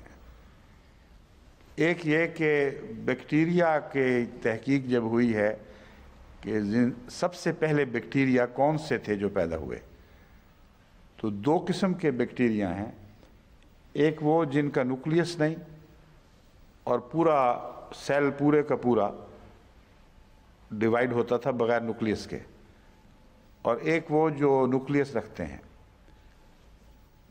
پھر انہی میں سے ایک قسم ایسی تھی جو آگ کے اثر سے پیدا ہوتی تھی، اور ان کا نام ہی سائنسدانوں نے پائرو بیکٹیریا رکھا ہے، یعنی آگ سے براہ راست طاقت حاصل کرنے والے بیکٹیریا۔ اور یہ جو ہمیں مڑیوں میں آگ دکھائی دیتی ہے نا، بعض دفعہ ہندوستان پاکستان میں لوگ کہتے ہیں جن آ گئے، سائنسدان کہتے ہیں وہ جو آگ اٹھتی ہے اس وقت وہاں وہ پائرو بیکٹیریا کثرت سے ملتے ہیں۔ اور سمندر کے اندر بھی بہت گہرائی میں آتش فشاں جب پھٹتے ہیں تو بعض بہت سخت قسم کے گرم گیسز وہاں بھی پھرتی ہیں، اور وہاں بھی کہتے ہیں زندگی کا آغاز وہاں سے بھی امکان ہے، ممکن ہے کہ وہاں ہوا ہو۔ تو اس سے پہلے کہ انسان کی پیدائش کا آغاز ہوا اور وہ آگے بڑھی، وہ سلسلہ آگے بڑھا، قرآن کریم کے مطابق جنات کی پیدائش کا آغاز ہو چکا تھا اور وہ آگ سے پیدا ہوتے تھے۔ اب یہ تحقیق شدہ امر ہے کہ پائرو بیکٹیریا جو انسانی زندگی کے آغاز سے پہلے کے ہیں وہ آگ سے پیدا ہوتے اور آگ سے انرجی حاصل کرتے اور آج تک موجود ہیں۔ اور اس سے پہلے جو آسمانی بلاسٹ سی چیز پیدا ہوئی ہے، من قبل ہی من نار جو ہے، من کیا ہے آیت پوری، وَخَلَقَ الْجَانَ مِنْ قَبْلِهِ مِنْ مَارِجٍ مِنْ نَارٍ، لفظ مارج ہے۔ ہم نے آگ کے مارج سے اس سے پہلے جن کو پیدا کر دیا تھا انسان کی پیدائش سے پہلے۔ وہ جو مارج ہیں انہوں نے ہو سکتا ہے آغاز میں وہ بیکٹیریا یا وہ وائرسز پیدا کیے ہوں جو پانی میں گھلیں تو پھر وہ متعفن مادہ پیدا ہو سکتا ہے جس کی طرف قرآن کریم ذکر فرماتا ہے، اور اس متعفن مادہ سے پھر کیمسٹری بھی آگے بڑھی ہو اور پھر انسان کی تخلیق کی ایک اور منزل طے ہو گئی ہو۔ یہ امکانات ہیں جن پر مزید احمدی سائنسدانوں کو تحقیق کرنی چاہیے۔ میں نے جس حد تک کی ہے اس کا مختصر ذکر میں نے اس کتاب میں جو میں نے ابھی ذکر کیا تھا، وہ ایک لیکچر تھا زیورخ میں، اس میں کیا ہے۔ مگر یہاں میں صرف اتنا بتانا چاہتا ہوں کہ یہ اس کو اعجاز کہتے ہیں، حیرت انگیز علمی اعجاز کہ جو آج بھی تمام دنیا کو بیفل کر رہا ہے، کوئی اس کی نظیر نہیں مل سکتی دوسری کتب میں۔ اور یہ لوگ کہتے ہیں کہ قرآن میں معجزہ کوئی نہیں، کہ قرآن کی فصاحت و بلاغت ہی کو صرف معجزہ قرار دیا گیا۔ قرآن تو حیرت انگیز اعجازات سے بھری پڑی ہے، ایسی کتاب ہے کہ بہت سے ایسے ہیں جو ابھی بھی ہمارے لیے ایک اچنبہ ہیں، لیکن ہر اگلا قدم جو دریافت کا اٹھ رہا ہے وہ قرآن کے گواہ بن کے اٹھ رہا ہے، اس کے مخالف سمت نہیں اٹھ رہا۔ یہ بہت ہی اہم بات ہے۔ آگے ہے مرج البحرین یلتقیان بینہما برزخ لا یبغیان فبأی آلاء ربکما تکذبان۔ اللہ تعالیٰ نے اس کا جو ترجمہ ہمارے انگریزی ترجموں اور تفاسیر میں ملتا ہے وہ یہ ہے، مرج البحرین، اس نے سمندروں کو، پانی کو چلا دیا۔ حالانکہ لفظ مرجا بین ہی وہ معنی رکھتا ہے جس کو انگریزی میں مرج کہتے ہیں، اور مرج اس لفظ کی، اس عربی لفظ کی غیر متبدل شکل ہے جو آج تک انگریزی میں ملتی ہے۔ تو دراصل یہ پیشگوئی تھی، اور اس کو نہ سمجھنے کے نتیجے میں وہ یہ سمجھے ترجمہ کرنے والے کہ چونکہ ملے نہیں تھے، بعد میں ملنا ہے، اس لیے مرجع کا وہ معنی نہیں ہو سکتا، ہم اس کا دوسرا معنی لیں گے کہ متحرک کر دیا۔ تو متحرک کر دیا تو پھر متحرک تو سارے سمندر ہی ہوتے ہیں، بحرین کا متحرک کرنا کیا مطلب ہے؟ دراصل یہ ماضی کے لفظ میں پیشگوئی ہے۔ یلتقیان میں وہ ایک دوسرے کی ملاقات کے لیے وہ شوق رکھتے ہوئے بڑھیں گے آگے۔ ایسا وقت آئے گا کہ وہ مرج ہوں گے دونوں، اور مرج کس طرح ہوں گے؟ یلتقیان، موجیں مارتے ہوئے ایک دوسرے کی طرف وہ بڑھیں گے۔ بینہما برزخ لا یبغیان، اس کا ترجمہ ہے سر دست ان کے درمیان ایک روک ہے۔ بس یہ جو مرجع کا لفظ ہے یہ مستقبل کے ہونے والے واقعہ کی طرف اشارہ ہے، لیکن بینہما کے مطلب ہے سر دست ایک روک ہے، ورنہ مرج البحران یلتقیان کا مضمون ثابت ہی نہیں ہو سکتا۔ تو یہ ہے پیشگوئی قرآن کریم کی، دو سمندروں کے آپس میں ملنے کا واقعہ۔ اور یہ واقعہ کب ہوا ہے؟ سب سے پہلے سویز کنال کی صورت میں۔ سویز کنال کی تعمیر کا آغاز ایک فرینچ انجینئر نے کیا تھا، اسی کے دماغ کا آئیڈیا تھا۔ 1859 سے 1869 تک وہ خود اس کا نگران رہا۔ سیاست کے بدلنے سے سویز کنال کے حالات بدلتے رہے۔ ایک وقت آیا کہ 1875 میں انگریزی کمپنیوں نے سب سے بالا حقوق حاصل کر لیے سویز کنال پر، اور پھر 1888 میں اس کے فوائد کا تمام عالم کے لیے کھلا ہونے کا ایک انٹرنیشنل معاہدہ ہوا کہ اس پانی سے سب قوموں کو فائدہ اٹھانے کا برابر کا حق ہوگا۔ لیکن جو حقوق ہیں پیسے کرایہ وصول کرنے کے، وہ ایک الگ مسئلہ ہے۔ تو یہ واقعہ حضرت مسیح علیہ السلام کے زمانے کے آغاز ہی سے شروع ہو جاتا ہے، اور چونکہ اس دور سے تعلق تھا اس لیے پیشگوئی عظیم الشان وہاں پوری ہوئی۔ دوسری یہی پیشگوئی پیناما میں پوری ہوئی ہے۔ پیناما میں بھی دو سمندر ملے ہیں، اور وہاں 1881 میں سب سے پہلے، عجیب بات ہے کہ وہاں بھی فرینچ انجینئرز نے ہی آغاز کیا ہے، یعنی دونوں جگہ فرینچ کو یہ توفیق ملی ہے، اور وہ پھر 1899 میں ابینڈن ہو گئی ہے تجویز۔ 1881 میں شروع ہوئی، 1899 میں وہاں کی سیاست جیسا کہ آج کل بھی بڑی الجھی ہوئی ہے، کافی مشکلات ہوتی ہیں، تو اس کمپنی کو وہاں سے اپنا وڈرا کرنا پڑا، وہاں سے نکلنا پڑا۔ لیکن 1903 میں امریکہ نے ان کو پیناما کو، ان کے اوپر کولمبین جو حاوی تھے ان کے خلاف بغاوت میں مدد دی، ان کی سرپرستی کی، اور کولمبیا کی حکومت کا جو وہاں قبضہ تھا پیناما پہ، اس کو اتار پھینکا، اور اس احسان کے نتیجے میں انہوں نے پیناما کے حقوق حاصل کر لیے، اور پھر امریکنوں نے اس کو پھر دوبارہ بنایا ہے جو مکمل ہوئی۔ تو یہ دو سمندر ملاتی ہے، ایک اٹلانٹک اوشن اور ایک پیسیفک اوشن کو، یہ پیناما ہے۔ اور پیناما واقع ہے نکاراگوا اور کوسٹا ریکا کے نیچے، جو سینٹرل امریکہ کہلاتا ہے، اس میں اوپر ہے نکاراگوا، پھر آتا ہے کوسٹا ریکا، پھر پیناما ہے۔ پیناما میں نیچے جا کر اس کے بھی نچلے حصے میں وہ یوں کر کے ٹیڑھا سا جزیرہ ہے، وہاں یہ وہ ہے اپنے کنال، پیناما کنال، اس کا رقبہ ہے 82 کلومیٹرز، اور بحر الکاہل کو بحر اوقیانوس سے ملاتی ہے۔ اس کو سویز کنال کا رقبہ ہے کی لمبائی ہے 165 کلومیٹر، اور یہ ریڈ سی کو کون سا سمندر کہلاتا ہے وہ؟ اٹلانٹک سے تو نہیں ملاتی، میڈیٹرینین۔ میڈیٹرینین کو کیا کہتے ہیں؟ اوکینوس؟ اوکینوس تو اٹلانٹک ہے، بحیرہ روم۔ اچھا، بہرحال میڈیٹرینین ہے، میڈیٹرینین کو ریڈ سی سے یہ ملاتا ہے۔ اب یہ پیشگوئی دیکھیں کیسی عظیم شان ہے۔ مرج البحرین یلتقیان، وہ دو سمندروں کو ملائے گا جو موجیں مارتے ہوئے ایک دوسرے کی طرف لپکیں گے ملاقات کے لیے۔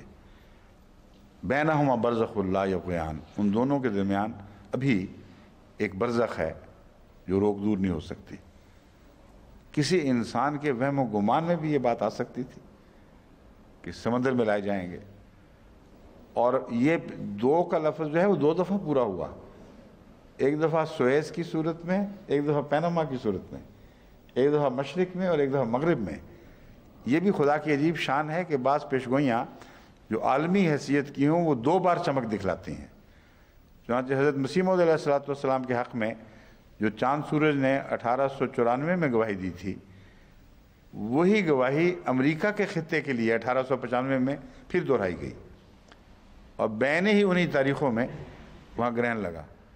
تو اس کو پڑھ کر مجھے خیال آیا کہ یہ کوئی خدا کی خاص تقدیر ہے، یہ بتانے کے لیے کہ اب قرآن کے نشان ایک خطے سے تعلق نہیں رکھیں گے، ایسے نشانات جلوے دکھائیں گے جو دونوں دنیاؤں کے اوپر برابر حاوی ہوں گے۔ اور یہ دور ہے قرآن کریم کی فتح کا جو تمام دنیا پر حاوی ہو جائے گا۔ بس احمدیت کے آغاز میں ان نشانات کا ابھرنا اور 2 بار اتنے جلوے دکھانا، ایک دفعہ اس دنیا میں ایک دفعہ امریکہ کی دنیا میں، یہ کوئی اتفاقی حادثات نہیں ہیں، عظیم الشان اعجازات ہیں۔ اب ان معجزوں کو دیکھیں، اور وہ ابھی ہم نے بڑے دلچسپ انداز میں ذکر کیا تھا حضرت صلی اللہ علیہ وسلم کا ہاتھ بڑھانا اور مالٹا یا سنترا ہاتھ میں آ جانا اور چاولوں کا بڑھنا، یا مسیح کے زمانے میں جو معجزات ہوئے، اس معجزے کے مقابلے میں ان کی کیا حیثیت ہے؟ وقتی طور پر چند لوگوں کے ایمان میں اضافے کا موجب بن گئے، مگر عالمی نوعیت نہیں ہے ان کی، آفاقی نوعیت نہیں ہے۔ قرآن جن کو معجزہ کرا، یہ ہے قرآن کی شان۔ ناقابل یقین باتیں ہیں جو ہو ہی نہیں سکتی، اور وہ ہو کے رہتی ہیں، اور تمام دنیا اور مختلف زمانے اس پر گواہ ٹھہرتے ہیں، اور قیامت تک یہ نشان ایسے ہیں جن کو کوئی مٹا نہیں سکتا۔ نہ چاند سورج گرہن کا نشان مٹا سکتا ہے، نہ یہ نہر سویز کا بنایا جانا، نہ پینما کا بنایا جانا، اور ان کو ابھی نظر کچھ نہیں آ رہا۔ آگے دیکھیے، اللہ تعالیٰ فرماتا ہے یا معاشر الجن والانس ان استطاعتم ان تنفذوا من اقطار، یہ سارے سورہ رحمان سے میں نے لیے ہوئے ہیں، یہ چند موضوعات جو ہیں۔ ان استطاعتم ان تنفذوا من اقطار السماوات والارض فانفذوا لا تنفذون الا بسلطان فبأي آلاء ربكما تكذبان، کہ اے جنوں کے معاشر، اے بڑے بڑے لوگوں جو اس کو بورژوا کہہ سکتے ہیں، جن جو ایسی طاقتیں ہیں جو امپیریلسٹ طاقتیں کہہ لیں آپ، یا کیپٹلسٹ طاقتیں، ان کے بڑے بڑے آدمی، ان میں سے بھی جو چیدہ چوٹی کے لوگ ہیں، اور انس پرولیٹریٹس، عوام الناس کی طاقتوں، تم میں سے بھی جو بڑے بڑے لوگ ہیں، تم اگر ان استطاعتم، اگر تمہیں طاقت ہے تو آسمان اور زمین کی اقطار سے نکل کے دکھاؤ۔ اب آسمان اور زمین کی اقطار سے نکل کے دکھاؤ، یہ ایک ایسا تصور ہے جو اس زمانے میں پیدا ہو ہی نہیں سکتا تھا، اور کسی اور الہی کتاب میں مذکور نہیں ہے۔ زیادہ سے زیادہ آدمی کتنی چھلانگ لگا لیتا ہے؟ 6 فٹ کچھ ریکارڈ آج تک۔ اس زمانے کے لوگ اگر زیادہ بھی لگاتے ہوں گے تو کتنی لگا لیں گے؟ وہ ہمالیہ تک۔ لیکن اقطار السماوات والارض، یہ زمین کے دائروں کی بات نہیں فرما رہا اللہ تعالیٰ، آسمانوں اور زمین کے دائرے کی بات فرما رہا ہے۔ ایک ایسے وقت کے آدمیوں کو مخاطب کر رہا ہے جس زمانے میں زمین کے دائرے سے نکلنے کا امکان پیدا ہو چکا ہوگا۔ اس زمانے میں سوچیں یہ ہوگی کہ ہم چھلانگیں مار کے کائنات کو فتح کریں اور دوسرے کناروں تک پہنچیں۔ اتنے عظیم الفاظ ہیں، یہ الفاظ خود معجزہ ہیں۔ فصاحت و بلاغت کا معجزہ اس اعجاز کے ساتھ مل کے ایک حیرت انگیز چمک دکھلا رہا ہے۔ یہ نہیں فرمایا کہ زمین کی اقطار سے تم نکل نہیں سکتے، اقطار السماوات والارض سے نکل سکتے ہو۔ اس مضمون کو نہ سمجھنے کے نتیجے میں جب زمین سے چاند پر انسان نے چھلانگ لگائی تو میں جب مجالس سوال جواب وقف جدید کے زمانے میں کیا کرتا تھا، مجھ سے سوال کرتے تھے اس وقت بھی کہ قرآن کریم تو فرماتا تھا کہ نہیں نکل سکو گے، اور انسان نے نکل کے دکھا دیا۔ اور بعض مولویوں نے فتوی دے دیا کہ بالکل جھوٹ ہے، کوئی واقعہ ہی نہیں ہوا، یہ سب فراڈ بنایا ہوا ہے ان لوگوں نے، قرآن قطعی طور پر کہتا ہے کہ نہیں نکل سکو گے، حالانکہ قرآن نے کہیں نہیں فرمایا کہ زمین کے دائرے سے نہیں نکل سکو گے، اقطار السماوات والارض سے تم نہیں نکل سکتے، جس میں ایک امپلائڈ پیش گوئی یہ ہے کہ ایک ایسا زمانہ آنے والا ہے جب کہ تم زمین کے دائروں سے باہر جا قدم رکھو گے، اور اگر یہ وہم ہو کہ آگے نکلو تو نہیں جا سکتے الا بسلطان، مگر ایک غالب استدلال کے ذریعے تم اقطار السماوات تک پہنچ سکتے ہو، لیکن جسمانی طور پر نہیں۔ اور اب جو اقطار السماوات پر نظر پڑی ہے انسان کی، تو فاصلے اتنے ہیں کہ 15 بلین کہیں یا 20 بلین کہیں، 15 بلین بھی 15 بلین میل کی بات نہیں ہو رہی، 15 بلین لائٹ ایئرز کی بات ہو رہی ہے، اور 100 کروڑ 1 بلین بنتا ہے، 100 لاکھ کا 1 کروڑ، 100 کروڑ کا 1 بلین، اور 1500 کروڑ سال کا فاصلہ ہے کم از کم ہمارے درمیان اور اقطار السماوات والارض کے درمیان۔ اور یہ فاصلہ مراد یہ ہے کہ 1500 کروڑ میل نہیں بلکہ 1500 کروڑ لائٹ ایئرز، یعنی اگر ایک انسان ایک روشنی کے کندھے پر بیٹھ کر 1,86,000 میل فی سیکنڈ کے لحاظ سے کی رفتار سے سفر شروع کرے تو 15 کروڑ سال کے بعد وہ وہاں پہنچے گا جہاں وہ سمجھتا ہے کہ زمین کا اور آسمان کا کنارہ ہے۔ وہاں پہنچ کر پتہ چلے گا کہ یہ کنارے بہت پھیل چکے ہیں۔ وَإِنَّا لَمُوسِعُونَ، قرآن کریم کی یہ آیت اپنا جلوہ دکھا رہی ہے کہ ہم نے پیدا کی ہے، وسعتیں عطا کی ہیں، لیکن ہم مزید وسعتیں دینے والے ہیں۔ اور ایکسپینڈنگ یونیورس موسعون کی تشریح میں ہمیں بتاتی ہے کہ تقریباً 1,60,000 میل کی لگ بھگ رفتار سے، یہ فی سیکنڈ، فی سال نہیں، فی سیکنڈ یہ کائنات پھیلتی چلی جا رہی ہے۔ تو جب تک یہ شخص جو بھی سوار ہوگا روشنی کے کندھے پر یہ پہنچے گا تو اس کو کتنے سال ہو چکے ہوں گے؟ 15 کروڑ سال، 1500 کروڑ، 15 نہیں، 1500 کروڑ۔ اور اس وقت جا کے پتہ چلے گا کہ وہ تو بہت آگے نکل گئی ہے کائنات۔ پھر وہ سفر کر کے وہاں پہنچنے کی کوشش کرے گا تو پھر بھی یعنی حسابی لحاظ سے ممکن ہی نہیں رہا، لیکن نظریاتی لحاظ سے استدلال کے طریق پر اللہ تعالیٰ فرماتا ہے کہ یہ ممکن ہوگا، اور آج ہمارے لیے ممکن ہو گیا ہے۔ اتنے دور کے فاصلوں کا تصور ان روشنیوں نے پیدا کیا ہے جو سفر کرتی ہیں تو ان کی کوالٹی میں تبدیلی ہوتی چلی جاتی ہے، اور ان کا اسپیکٹرم بتا رہا ہے کہ یہ کتنا لمبا سفر کر کے آئی ہیں۔ جس طرح مسافر، تھکا ہارا مسافر جب پہنچتا ہے تو اس کا چہرہ دیکھ کر آپ بتا دیتے ہیں کہ اس نے سفر کیا ہے، لیکن اتنا نہیں بتا سکتے کہ کتنا کیا ہے۔ لیکن روشنی میں اللہ تعالیٰ نے یہ بات رکھ دی ہے کہ سائنسدان جدید آلات کے ذریعے اس تھکی ہوئی روشنی کا پورا سفر معلوم کر لیتے ہیں، اسپیکٹرم اس کے جو بنتے ہیں کہ یہ کتنے ارب سال کا فاصلہ طے کر کے آئی ہے۔ تو کچھ حساب انہوں نے لگائے ہیں ایسے کہ روشنی ابھی نہیں پہنچی، لیکن اندازہ ہے کہ وہاں تک یہ کائنات پہنچ گئی ہوگی. وہاں کی روشنی ابھی ہم تک نہیں پہنچی، وہ کئی ارب سال کے بعد پہنچے گی شاید. اس لیے یہ جو مضمون ہے روشنیوں کے سفر یہی مائنڈ باگلنگ ہے. ناممکن ہے کہ انسان عام ذہن کے ساتھ جو خدا نے دیا ہے اس کو، کتنا ہی ذہین ہو، وہ ان فاصلوں ان حسابوں کا تصور کر سکتا ہو. اور قرآن کریم نے پیشگوئی کی ہوئی تھی پہلے کہ تم نہیں نکل سکو گے، تمہیں وہم پیدا ہوگا کہ تم نکلو گے، نکل نہیں سکو گے مگر استدلال کے روح سے، استدلال پر سوار ہو کر تم یہ سارے سفر طے کر سکو گے. اب ایسی کوئی پیشگوئی دکھائیں تو صحیح بائبل میں.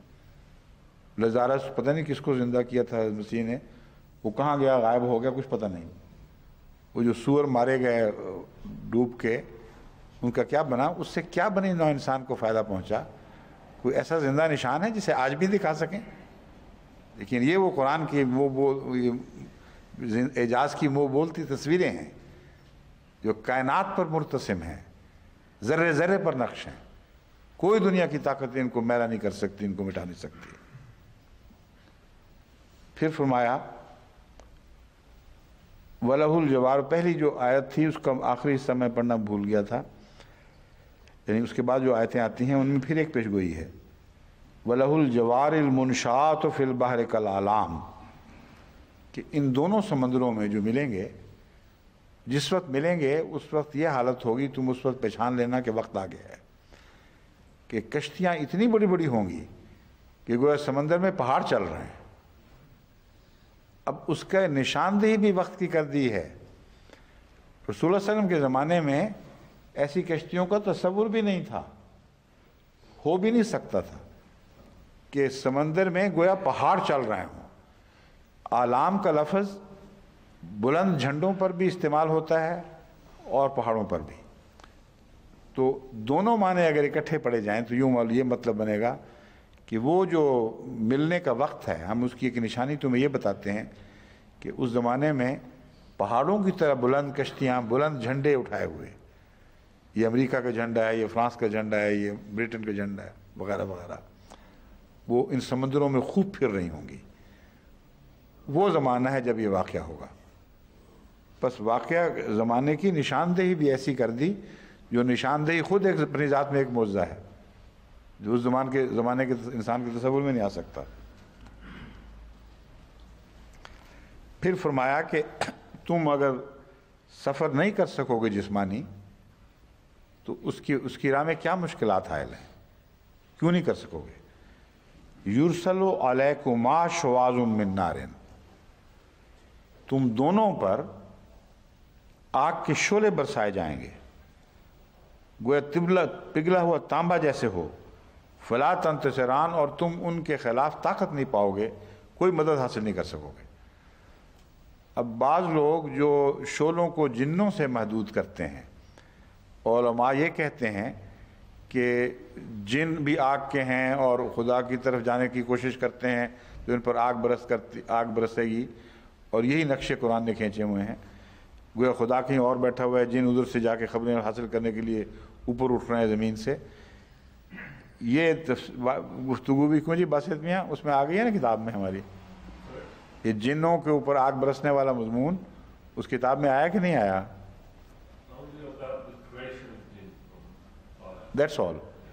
لیکن وہ جو اچھا وہ دوسرے میں وہ مجھے یاد آ گیا ہے، جب میں نے ربوہ میں آغاز ہی میں جلسہ سالانہ پہ انصاف اور عدل اور احسان اور اطاعت ذی القربیٰ کا مضمون شروع کیا تھا، اس میں یہ مضمون اٹھایا ہوا ہے کہ خدا تعالیٰ ہماری حفاظت کس طرح کرتا ہے اور اصل مراد ان شعلوں سے کیا ہے.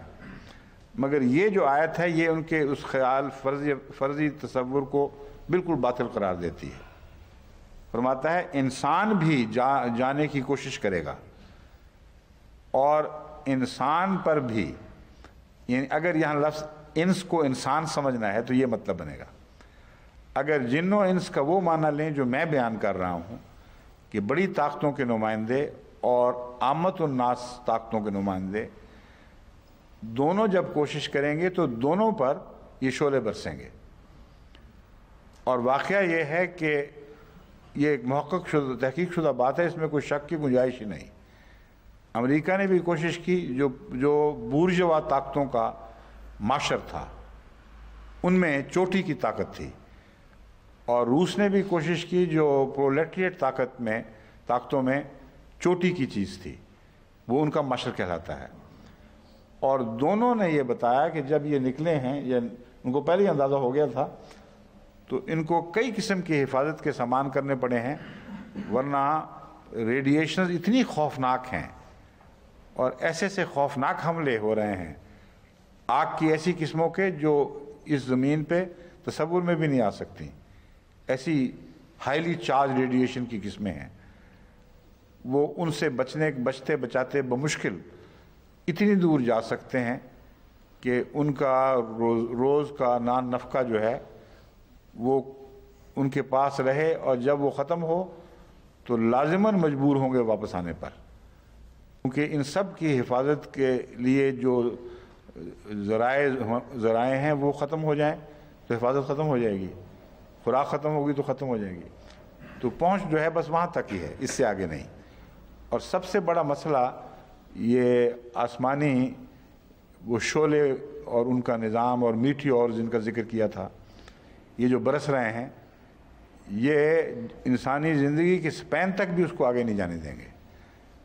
کیونکہ آگے جا کے بعض ایسے علاقے آتے ہیں اوپر جا کے، جن میں اوپر سے مراد یہ ہے کہ زمین سے دور ہٹ کر، کہ جن میں اس کثرت کے ساتھ اور اتنے خطرناک میٹیورز ہیں اور ریڈیشن کے ایسے چارجز چل رہے ہیں کہ جو حفاظت کا انتظام اب تک انسان کر سکا ہے وہ اس کے لیے کافی نہیں ہے.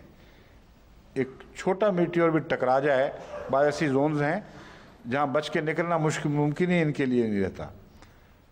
لیکن اس کے باوجود انہوں نے جو راکٹس بھیجے ہیں جس میں انسان نہیں ہے، اس کے متعلق کہتے ہیں کہ انہوں نے لامتناہی سفر شروع کر دیا.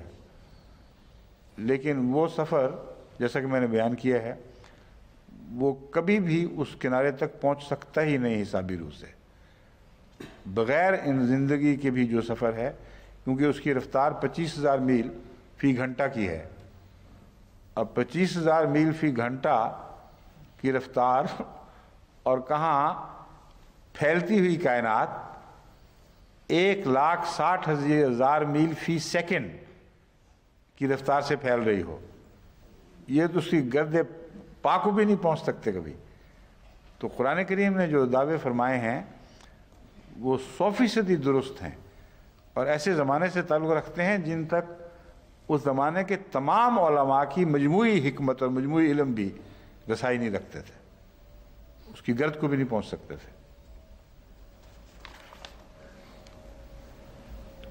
پھر قرآن کریم کا ایک عجیب انداز ہے پیشگوئیوں کا کہ مختلف سواریوں کا ذکر فرماتا ہے اور ان سواریوں کے حوالے سے آئندہ ایجاد ہونے والی سواریوں کا ذکر فرما دیتا ہے. اور دنیا کی کسی کتاب میں یہ بات نہیں ہے. جب میں یہ کہتا ہوں تو نظر ڈال کے بتا رہا ہوں، ہے تو نکالو دکھاؤ کہ سواریوں کا ذکر چل رہا ہے، اور یہ بتا دے کوئی کتاب کہ آئندہ اور بھی ایجاد ہوں گی اس سے زیادہ. اور یہ تینوں سطحوں سے تعلق رکھنے والی سواریوں کا ذکر ہے، زمین پر چلنے والی، سمندر والی اور مکینیکل، ہر قسم کی سواریوں کا ذکر یہاں ملتا ہے. وہ دیکھیں فرماتا ہے والخیل والبغال والحمیر لترکبوها وزینہ ویخلق ما لا تعلمون، کہ حمار بھی ہیں اور خیل بھی، اور گھوڑے بھی ہیں اور خچر بھی ہیں، اور گھوڑے ہیں اور خچر ہیں اور حمیر گدے ہیں. لترکبوها وزینہ، یہ تمہارے سواری کے بھی کام آتے ہیں اور تمہارے لیے زینت کا بھی سامان ہے. وَيَخْلُقُ مَا لَا تَعْلَمُونَ، لیکن یہی بات ختم نہیں ہوئی. خدا ایسی سواریاں پیدا فرمائے گا جن کا تم تصور بھی نہیں کر سکتے، تمہیں کوئی علم نہیں ہے. یہ پیشگوئی نکال کے دکھائیں کہیں سے. سواریوں کے ذکر ملیں گے وہیں ان کی حد تک محدود ہو کے ختم ہو جاتے ہیں۔ پھر کشتیوں کے حوالے سے فرماتا ہے وَآیَةً لَهُمْ أَنَّا حَمَلْنَا ذُرِّيَّتَهُمْ فِي الْفُلْكِ الْمَشْحُونِ، اور ان کے لیے ایک نشان یہ ہے کہ ان کی اولاد کو ہم نے بھری ہوئی کشتیوں میں پھر سفروں کی توفیق عطا فرمائی۔ وَخَلَقْنَا لَهُمْ مِن مِثْلِهِ مَا يَرْكَبُونَ، اور ان کے لیے ہم ایسی سواریاں بھی پیدا کر چکے ہیں یا کریں گے جو ان سے ملتی جلتی ہیں مگر یہ نہیں ہیں۔ ما یرکبون، جن کے پر وہ آئندہ سفر کیا کریں گے، یعنی سمندر سے تعلق رکھنے والی بھی ایسی سواریاں ہوں گی جن پر وہ بیٹھ کر آئندہ سفر کیا کریں گے۔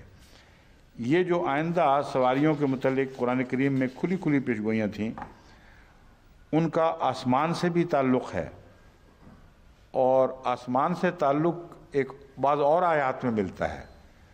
فرماتا ہے وَالسَّمَاءِ ذَاتِ الْحُبُكِ کے آسمان کو گواہ ٹھہراتے ہیں جس میں رستے بنا دیے گئے ہیں، اور رستے چلنے کے لیے بنائے جاتے ہیں وہ۔ اور اب جو موجودہ نظام جو ہے ایئر ٹریفک کا، اس کو پڑھتے ہیں تو حیران رہ جاتے ہیں کہ کتنا کمپلیکیٹڈ معاملہ ہو گیا ہے، اور بہت ایڈوانس کمپیوٹرز کی مدد سے اب یہ ہوا میں رستے بنا رہے ہیں کہ اس نے فلاں رستے سے جانا ہے، اس نے فلاں رستے سے جانا ہے۔ بعض لوگ سمجھتے تھے کہ آسمان پر جو کہکشاں کا رستہ ہے وہ مراد ہے، حالانکہ قرآن کریم وَالسَّمَاءِ ذَاتِ الْبُرُوجِ بھی کہتا ہے، وَالسَّمَاءِ ذَاتِ الْحُبُكِ بھی فرماتا ہے۔ یہاں ان رستوں کی گواہی ہرگز نہیں، آئندہ آنے والے کی زمانے کی پیشگوئیوں کے ذکر میں فرما رہا ہے، اس لیے آئندہ آنے والے واقعات کا ذکر ملتا ہے۔ بس ان سواریوں کا آسمان پر محیط ہونا ان رستوں سے ثابت ہے۔ یہ تفسیر 100% درست ہے، اور یہی وہ تفسیر تھی جو حضرت محمد رسول اللہ صلی اللہ علیہ وآلہ وسلم کو سمجھا دی گئی تھی۔ اس کا ثبوت یہ ہے کہ دجال کے ذکر میں حضرت صلی اللہ علیہ وآلہ وسلم نے جو فائر پاور سے چلنے والی سواریوں کا ذکر فرمایا ہے وہ بین ہی ان آیات کے مطابق ہے۔ فرماتے ہیں زمین پر بھی چلے گا دجال کا گدھا، لیکن اس کی نشانی یہ ہوگی کہ وہ آگ کھا کر چلے گا، چارہ کھا کر نہیں، اور سمندر میں بھی چلے گا ایسے بڑے بڑے جہازوں کی شکل میں جن پر خوراکیں لدی ہوں گی، اور خوراک کے پہاڑ لدے ہوں گے۔ تو وہ کل آلام کی پیشگوئی قرآن کریم کی دیکھیں، اور رسول اللہ علیہ وسلم کے دجال کے گدھے کا ذکر سمندری جہازوں کی صورت میں، اور پھر فرمایا رسول اکرم صلی اللہ علیہ وسلم نے کہ وہ دجال جو ہے اس کا گدھا سمندروں سے کلاؤڈ لائن سے اوپر چلا کرے گا، ایک طرف زمین پر چلے گا، ایک طرف کلاؤڈ لائن سے اوپر، اور پھر فرمایا کہ اس کا ایک پاؤں مشرق میں ہوگا تو ایک مغرب میں ہوگا۔ اب یہ جتنے جہاز اٹھتے ہیں مشرق سے اور مغرب میں لینڈ کرتے ہیں، مثال ہے دونوں طرف جا رہے ہیں، لیکن رخ زیادہ تر مغربی ملکوں کی طرف ہی ہے۔ یہ مرکز ہیں کشش کا، اس لیے یہ بھی فصاحت و بلاغت کی شان ہے قرآن کریم کی کہ جو مرکز ہے انجذاب کا، جس طرف کھینچے جا رہے ہیں لوگ، ان کی طرف رخ دکھایا ہے کہ ایک پاؤں مشرق میں ہوگا اس گدھے کا اور دوسرا مغرب میں، جس کا مطلب ہے اس کی فلائٹ کا فاصلہ مشرق سے مغرب تک محیط ہوگا۔ تو ایک ہی لفظ ہے چھوٹا سا، وہ ما یرکبون مثلہم ما یرکبون یا لا تعلمون والی پیشگوئی ہے۔ والخیل والبغال والحمیر لترکبوها وزینہ ویخلق ما لا تعلمون، ایسی سواریاں بنائے گا خدا تعالیٰ جس کو تم تصور بھی نہیں کر سکتے، تم علم نہیں، اور پھر محمد رسول اللہ علیہ وسلم کو علم پہلے دے دینا تاکہ بعد کے آنے والا انسان یہ نہ کہے کہ یہ تو اشارہ تھا سواریاں جانور پیدا کرنے کی طرف، تم خام خواہ کھینچ تان کر اس کو پیشگوئیاں بنا رہے ہو اور آئندہ زمانے کی سواریاں دکھا رہے ہو، یہ درست نہیں۔ اگر کوئی اعتراض کر سکتا تو اس کا منہ ہمیشہ کے لیے دجال والی احادیث نے بند کر دیا۔ اول تو اس آیت کے طرز بیان ہی بتا رہی ہے کہ کہ جانوروں کو تو تم جانتی ہو جو ہیں، ان کے علاوہ کس سواری کے جانور کا اضافہ وہ دکھاؤ تو صحیح۔ خمیر حمار یہی لوگ، یہی جانور ہیں جن پر چڑھتے ہیں، تو ان میں اضافے کا کوئی اشارہ بھی نہیں اس حدیث اس قرآن کی آیت میں۔ سواریوں کے عجیب و غریب ہونے کا، جن کا انسان اس زمانے کا انسان تصور نہیں مان سکتا تھا، جس کا کوئی ان کو علم نہیں تھا، اس کی پیشگوئی ہے، اور اس کی تائید میں وہ احادیث جو آگ کھا کر چلنے والی سواریوں سے تعلق رکھتی ہیں، وہ اس پر روشنی ڈالتی ہیں۔ اس ایک اعجاز میں یہ طاقت ہے کہ تمام دشمنان اسلام کا منہ بند کر دے۔ ناقابل یقین بات ہے جو ہم دیکھ رہے ہیں اور وہ ہو رہی ہے۔ مجھے جو تجربہ ہے، بارہا سوالات کی مجالس میں ایسی باتیں اٹھاتے ہیں لوگ۔ ایک دفعہ آسٹریلیا میں بھی یہ بات چھیڑی گئی تھی اینٹی کرائسٹ کے متعلق، تو جب میں نے یہ بیان کی احادیث، ان سے میں نے کہا وہ نعوذ باللہ من ذالک مسلمانوں کو اور مسلمانوں کے بزرگوں کو اینٹی کرائسٹ ثابت کرنا چاہتے تھے۔ ایک پادری نے یہ شوشہ چھوڑا تھا کہ تم دوسری باتیں تو بڑی بیان کر رہے ہو، کیونکہ اس وقت اس مجلس میں ایک اسکول مجلس تھی جس میں اساتذہ اور طلباء پر بہت نیک اثر پڑ رہا تھا اسلام کا، تو اس کو توڑنے کے لیے ایک پادری صاحب جو بڑی دور سے تشریف لائے تھے، انہوں نے ایک طالب علم سے یہ سوال کروا دیا، اور اس کے بعد پھر میں نے ان کو نہیں دیکھا، میرا مطلب وہ بھاگ گئے ہیں پھر، کیونکہ جب میں نے دجال والی پیشگوئیاں شروع کی کہ پہچان میں تمہیں بتا دیتا ہوں، تم بتاؤ دجال کون ہے، کس نے ایجاد کی ہیں یہ سواریاں، وہ کون سی قوم ہے جو اس کے ذریعے دنیا پر عروج حاصل کر گئی اور ماسٹر بنائی گئی۔ تو بلا استثناء سارے طلباء جگہ بار بار ہمیں یا سر ہلاتے تھے یا آوازیں نکالتے تھے، ہاتھ اٹھاتے تھے۔ میں نے کہا پہچان گئے ہو؟ کہتے ہاں پہچان گئے کیونکہ مولوی نہیں پہچانتا، یہ مصیبت ہے، لیکن جو بیچارے دجال کہلا رہے ہیں وہ پہچانتے ہیں اور بغیر غصے کے جان جاتے ہیں، کہتے ہیں ہاں ٹھیک ہے۔ یہ پیشگوئی آج کل کے زمانے کی سواریوں کے سوا کسی چیز پر اطلاق پا ہی نہیں سکتی، اور اس صفائی سے اطلاق پاتی ہے کہ کوئی اور توجیہ ممکن نہیں ہے۔ بس جو ان سواریوں کا موجد، جو ان کا مالک، ان قوموں میں سے جو پادری ہیں جو دنیا کو حضرت مسیح کے غلط تصور پیش کرتے ہیں، وہ اینٹی کرائسٹ ہیں، نہ کہ مغربی سائنسدان۔ اینٹی کرائسٹ سے مراد ہرگز مغربی سائنسدان نہیں ہیں، بلکہ وہ پادری ہیں جن کی ایک آنکھ اندھی ہے، ایک آنکھ روشن ہے۔ یوں کہنا چاہیے کہ اس مضمون میں جو ایک آنکھ اندھی یعنی دائیں اندھی اور بائیں روشن، اس میں اس قوم کے دو طبقوں کا ذکر ہے جنہوں نے بعد میں پیدا ہونا تھا۔ جو اینٹی کرائسٹ ان میں سے ہیں وہ مذہبی آنکھ کے اندھے ہیں، جو دائیں آنکھ ہوتی ہے، اور وہ جو سائنسدان ہیں جو ان کی خدمت کریں گے اور سواریاں ایجاد کریں گے، وہ بائیں آنکھ رکھتے ہیں، دائیں آنکھ رکھتے ہی نہیں۔ چنانچہ وہ حقیقتاً اب کچھ تبدیلی پیدا ہوئی ہے، ورنہ اب تک سارے سائنٹسٹ اپنے آپ کو سیکولر کہتے تھے، اور سیکولر کہنے پہ مجبور بھی اس لیے ہوئے کہ جو اندھی آنکھ تھی اس نے دیکھنے والی آنکھ کی مخالفت کی، ان کو زندہ بھی جلا دیا۔ تو یہ معنی زیادہ صحیح بیٹھتا ہے دجال کی تصویر کا کہ اس زمانے میں جو قومیں ہوں گی، جو اصل قوم ہے بڑی جس کو دنیا پر عروج حاصل ہوگا، وہ عیسائی قوم ہوگی۔ عیسائی قوم کے دو حصے ہوں گے، ایک حصہ وہ جو گہری فراست رکھتا ہوگا اور زیر زمین پاتال تک نظر رکھتا ہوگا، اور وہ راز جو دنیا سے مخفی ہیں وہ ان کے کھوج نکالے گا اور عجیب عجیب ایجادات کرے گا۔ مگر وہ بائیں آنکھ ہے جو روشن ہے، جس کا مطلب ہے وہ سیکولر لوگ ہیں، ان کا مذہب سے کوئی تعلق نہیں۔ اسی قوم کا ایک طبقہ جو دراصل اینٹی کرائسٹ ہے، وہ اس زمانے کے پادری ہیں جنہوں نے حضرت عیسیٰ علیہ السلام کا غلط تصور پیش کر کے عیسائیت کو شدید نقصان پہنچایا ہے۔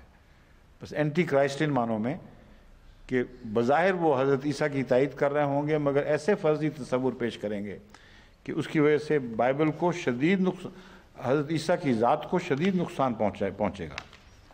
اس ضمن میں اس حوالے کے بعد میں اس درس کو ختم کرتا ہوں۔ ڈاکٹر جے پیٹرسن، آگے سمائتھ لکھا ہوا ہے، مجھے تو سمتھ لفظ یاد ہے، پتہ نہیں انگریزی میں پتہ نہیں کیوں نہیں لکھتے، کئی دفعہ سمجھایا کہ حوالہ بھیجا کرو تو رومن زبان میں، رومن الفابیٹس میں جو تلفظ ہوتا ہے نا، جو نام ہوتا ہے وہ لکھ دیا کرو، اس سے صحیح تلفظ پتہ چل جاتا ہے۔ ورنہ اردو میں بعض جو انہوں نے نام لکھے ہوئے ہیں مترجمین نے، وہ اتنا دور ہٹ گئے ہیں اصل نام سے کہ ان کی تلاش ہی مصیبت بنی ہوئی ہے۔ میں نے اور باسط نے مل کے بدھزم پر، جب ہماری جو کتاب تھی اس میں بدھزم پہ حوالے چاہیے تھے، ان پر جو اردو میں ذکر تھے ناموں کے، ان سے کھوج لگانا شروع کیا تو مصیبت پڑ گئی۔ کتنے مہینے میں جا کے وہ مسئلہ حل ہوا تھا۔ باسط بیچارے نے تو بہت ہی محنت کی اس پہ، ابھی تک کہتے ہیں پورا حل نہیں ہوا۔ وہ کسی زمانے میں کسی نے کوئی کتاب پڑھی ہے، اس نام ہی اوٹ پٹانگ لکھ دیے ہیں اردو میں حوالہ اپنے تلفظ سے، اگر انگریزی میں وہ لکھ دیتے تو نقصان کیا تھا۔ تو بہرحال ہم نے پھر مسز صالحہ صفی لائبریرین جو ہیں، بہت مخلص ہماری خود سے ایکٹیو ممبر ہیں یہاں کی، ان سے مدد لی۔ انہوں نے پھر ہر جگہ کھوج لگایا اس نام سے ملتے جلتے ناموں کے متعلق، تحقیق کی کمپیوٹرائزڈ سیکشن سے مدد لے کر، تو اللہ ماشاء اللہ ہم قریباً وہ معاملہ حل کر چکے ہیں۔